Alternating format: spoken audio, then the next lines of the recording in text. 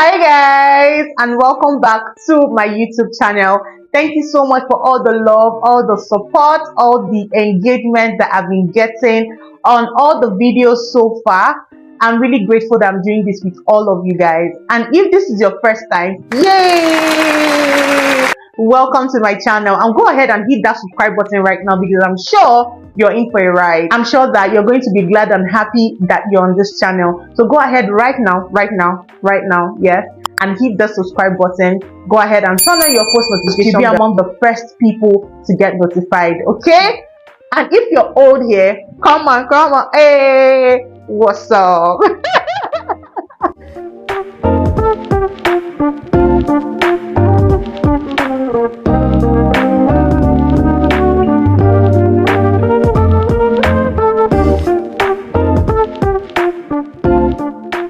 My name is Daniel-Ibanga, and let's dive right into today's video. On my previous video, I noticed that there was a lot of engagement on that video. A lot of people had stories to tell about their own personal weddings or their friends' weddings or family's weddings and all of that. And I realized that we have to extend this topic.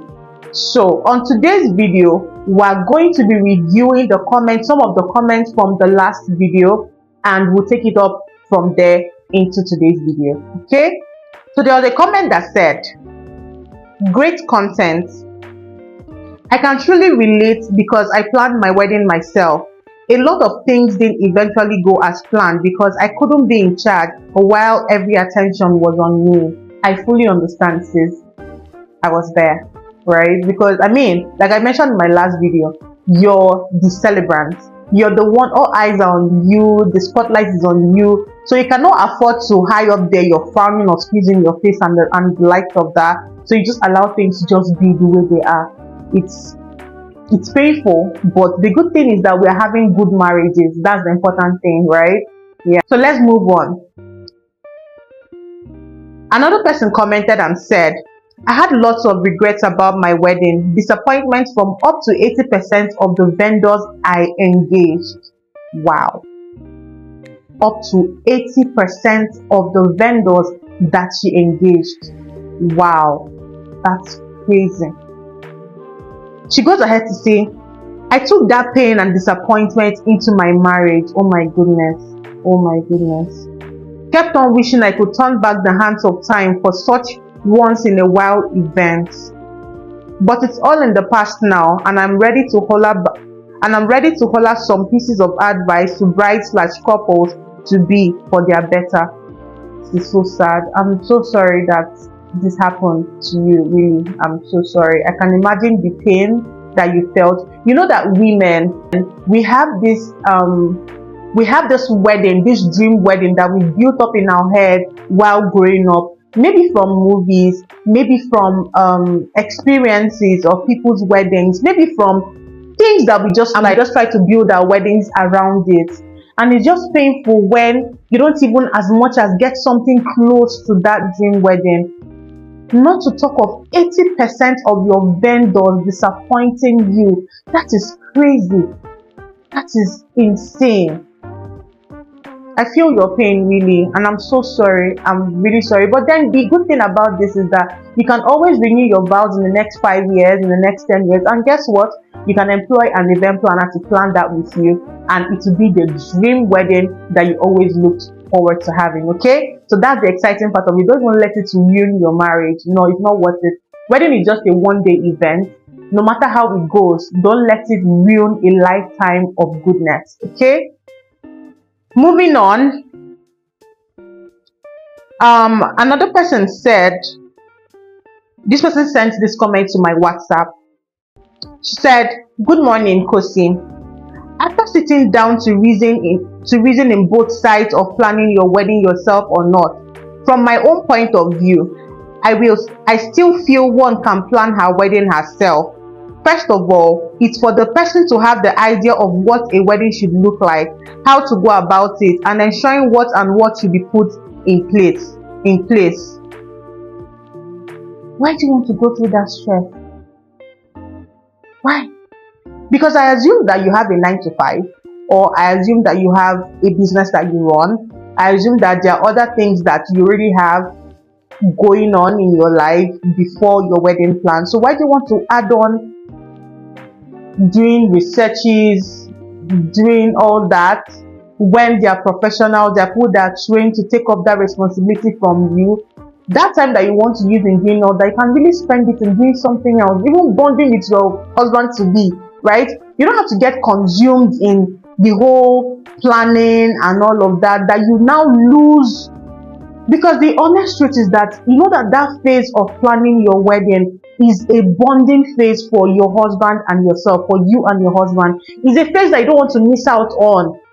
So instead of exerting your strength, exerting your energy on doing all those research, oh, how a wedding should look like, how this one, just for the purpose of that wedding event, come on, no, come on.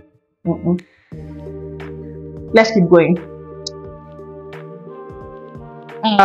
It's just like telling an event planner to get an event planner for her wedding. I don't think I understand that. Yes, I'm an event planner, and I came on here to say that one of the things I regret about my wedding day is not involving or engaging an event planner to plan my wedding with me. I am an event planner. So as an event planner, see, it's just like that comment I just read now, that the lady said the spotlight was on her. So there was a lot of things that she couldn't have control over. And I can totally relate, because even me as an event planner, I didn't have control over a lot of things that were happening because the spotlight was on you. You're the celebrant. So I'm just going to refer you back to the other my previous video to probably watch it well. And yeah, let's keep going. The point you made, okay, apparently she watched the video. The point you made on your discussion was something that could be corrected on or before that day. Oh, I forgot to mention, getting the right people while planning a wedding is very necessary as well. From your makeup artist to your various vendors in terms of food, drink, decoration. Let's not forget that all this still boils down to one's budget, shall. Now, if you listen to my last video, you remember where I highlighted that I had the best team. Now, the best team as to Ashwebi, bridal train, and I remember I also mentioned that prior to that day of the wedding, right, everything on paper, planning wise, was good. My vendors were good. Everything was nice. The budget was good. The speaking with vendors and all of that was good. But on that day, because guess what happened? Now, the decorator, normally the decorator is supposed to be around, or at least have one or two of their members around when the MC or the DJ, sorry, not the MC now, the DJ or the live band come to set up, right? So that in case, or the sound people come to set up, so that in case there are any wires coming out, they'll probably use rugs to cover them, or they can even use the wire clips to clip them down to the floor so that it's not moving around, right? But in my own wedding, I didn't see them. And then I couldn't leave my wedding to go and start looking for decorators. And mind you, remember that the time I saw my decoration was when I was walking into my wedding reception for my first outing. So imagine now saying, DJ, hold on, I need to go and find the decorator. Do you understand? Or no, I couldn't do that. So there are some things that go on prior to, or the night before, or even early hours of the morning into that event. The things like even your decoration, sometimes depending on the hall that you're using, they could allow you access the night before or the day before or something. But some halls will not allow you access till that day, 12 a.m. depending on what you and the client's agreement is. Do you get? So my dear, it's not about having the right, you can have the right team, but that's why there's a need for on-the-day coordination. And except you have a professional event planner on your team, forget it. Because you can't bring in professional expertise for something that you don't know about. It's not possible. It's just like now somebody taking her child or his child to a mechanic, right? And then you're assuming that the mechanic should be able to teach your child because the mechanic has children. Do you understand what I'm saying? So it doesn't add up. So that's the same way that because you have people on your team or people on your train, don't expect them to bring in professional expertise into something that they don't have a clue about. And you can't do anything. Even if you yourself, you're an event planner, you can't do anything from where you are, because the spotlight is on you. You're the reason for that occasion, you're the reason for the event. So it's difficult for you to have to navigate or run around being the guest or being the celebrant and being the coordinator or event planner. Is not. And especially when it's a wedding. If it's a birthday party or something, and even try to navigate your way around it. But a wedding that you're still high up there on your throne of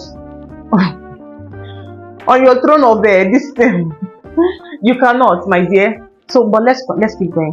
So, now back to what you said, that there were wires all over the place at your wedding. My question is, did you get a good technician and give them instructions? Also, why didn't you tell one of your bridesmaids to always try to look at you, so that when you need them, you could just signal them to come around? Let's not forget that we have months to sit and plan for our weddings for 95% of the plans.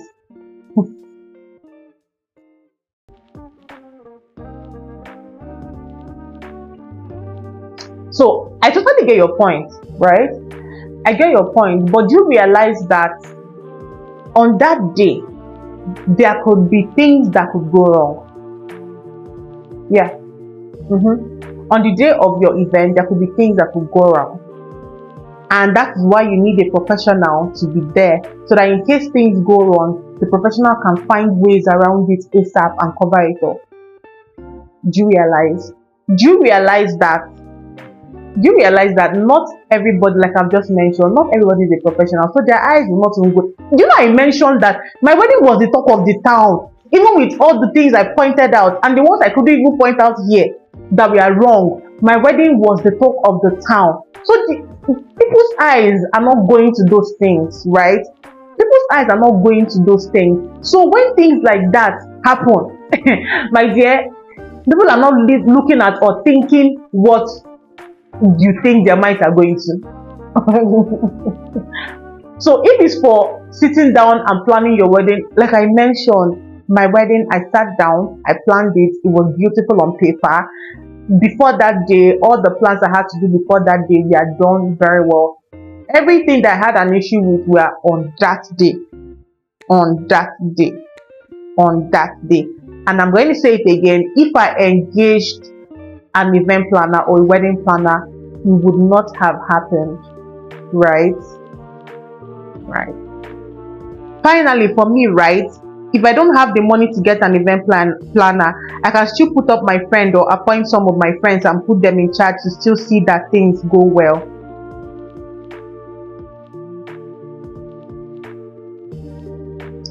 Okay.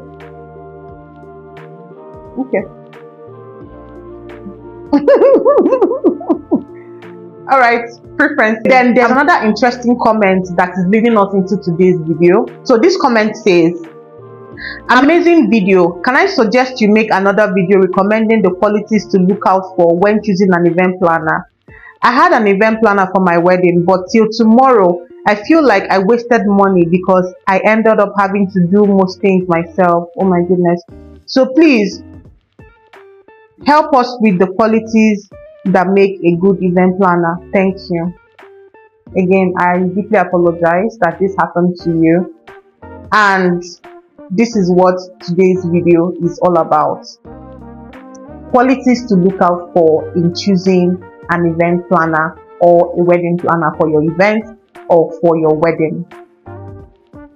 Number one thing to look out for: define your needs.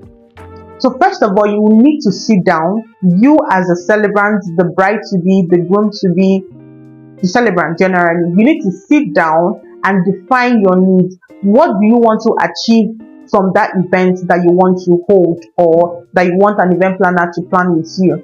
What do you want to achieve? What are the objectives of that event? What is the budget like? What are your expectations from that event? If it's a wedding, what's your expectation? If it's a book launch, what's your expectation? If it's a burial, what's your expectation? If it's a corporate event, what's your expectation? So pen it down so that you can even know who to search for in the person of an event planner, right? So you can. Number two, research. Now, when you're done putting together your needs, when you're done putting together your budget, your objective, what you want to, your expectation from that event, Now start asking questions. Research, maybe on social media, maybe word of mouth, maybe you want to make calls, but ask, call your friend. I want to do my wedding. Who planned your event for you? Do you understand? Go on social media, look at things for yourself, look at what they call it, feedbacks, look at what people have to say about that particular event planner or event company, right? So research for yourself. Don't be in a hurry to jump into just any event planner that you see, because a lot of people might be roaming as event planners, but very few are certified event planners, right? Number 3, assess experience and expertise. When you're researching and looking for an event planner tailored down to that particular event that you want to hold, right? Now, assess for expertise, assess for experience. You want to look for an event planner that has done successful events around that particular event that you want to do, that has good track record. So you want to look at the person's page, if it's possible for you to get in touch with those clients that the person has worked with and just get their feedback, their honest feedbacks from them, right? Then I just get their honest feedbacks from them. That would be awesome. That would be. Number 4, schedule consultation. Now, from the shortlisted list of event planners that you want to work with, go ahead and schedule consultations with them. And in that time of consultation, please do well to share your vision, do well to ask questions, and in that bit you're going to assess their communication style. You're going to assess whether this person is someone that you're willing to work with for the planning phase of that event. You're going to assess if this person has the kind of positive energy that I want to bring on before that event, right? Because the honest truth is that planning phase, right, is a very delicate time for you as the celebrant, and you don't want any form of negativity around you. You would want to make sure that that person has all the positive energy and vibes that you need. So when having that consultation, be careful to take note of their communication style. Be careful to take note of their professionalism that they are bringing in, right? Number 5, check for references. During your consultation time, don't hesitate to ask for references from past clients. And when those references are given to you, do well to reach out to them and ask for their working experience with that particular planner, and know what it was like working with them, and know what the overall outcome was for the event that they planned, right? Because you don't want to make errors that you should have avoided. Number 6, ensure you talk about your budget and the event planner's fee. Yes, ensure you talk about your budget and the event planner's fee. Be very transparent. Let your event planner know how much you have budgeted for this event. Let your planner know how much you have budgeted for this event. Let your planner know that you don't want to exceed this, or you have some financial constraint and therefore you want to wrap your event around this particular amount so you don't exceed it, right? Let your event planner know, because at the end of the day, it's that event planner that will help you to make sure that you're within budget. And make sure that you discuss your event planner's fee with your event planner. Ask for their rate cards and look through and make sure that this is something that you can pay, or this is something that you can afford. If there is room for negotiation, go ahead and negotiate. If there's a payment structure that you want to bring on, let them know what your payment structure is. Oh, I can't pay everything at once. Maybe I'll pay 70, 20, 10. Or maybe I'll pay 50, 40, 10. Or maybe I'll pay 70, 30. Do you understand? So just let them know what your payment structure is like, so that everybody is in sync and in agreement. Also, you need to be sure that that event planner is going to work within your budget and also give you the best quality for that budget. Number 7, assess creativity and problem solving skills. Yes, during your consultation, you might want to create scenarios and ask the event planner, oh, what would you do if I have a guest strength of 50 people, and then on that day I end up seeing 200 people? Or what would you do if I had a guest strength for 200 people and on that day I'm seeing 50 people? What would you do? Just create scenarios, right? And then let your event planner answer the question. Feel free to ask questions. feel free to interview your event planner. In that interview, you'll know whether or not this person suits the criteria of helping you plan that event. Also, another way to know this is at the point of sharing your vision with your event planner. How you would know the event planner is creative enough is when the event planner is already giving you ideas and giving you hints as to how to elaborate on that plan. Oh, you can do this, you can bring on this, you can bring on this, you can add this to this. Do you understand what I'm saying? Now, when an event planner is doing that, you know that, oh, this person has a certain level of creativity and can work with me on this journey or on this planning phase. Number 8, which is very, very important. When an event planner sends you a contract, please carefully go through that contract. Don't just sign a contract without going through it because you've had a consultation session with that event planner. Don't be in a rush or in a hurry to sign a contract given to you. Carefully go through it and be sure that you can keep up to it, and be sure that this is around what you could discuss. If there are any errors or if anything needs to be edited, it to the event planner's knowledge and see whether they can tweak it or whether they can edit it. If they can, beautiful, go ahead and work with them. But if they cannot, then you know that is a no-no, and then you have to look for another event planner. In conclusion, I'm going to say this: choosing the right event planner can make all the difference in the success of your event. And let me put it on here that Glamour Luxury Event is giving a whooping discount to every intending couple within the second quarter and the third quarter of this year. So if you're planning to get married within the second quarter that we are currently on, or the third quarter of this year, go ahead and reach out to glamourluxury_events on Instagram and let's get started. Okay? If you know anyone as well that is planning to get married within this period, go ahead and send them this video. Go ahead and send them the page on Instagram. Let them look through and get in contact with us, and then we'll get started on the planning process. If you enjoyed this video, give it a thumbs up, okay? And if you have anything to add to the quality that one should look out for while choosing an event planner, please add it to the comment section, okay? We are on the lookout to learn from each other. Thank you so much for staying tuned up until now. Until next time, my name is Kosi Daniel-Ibanga. Bye!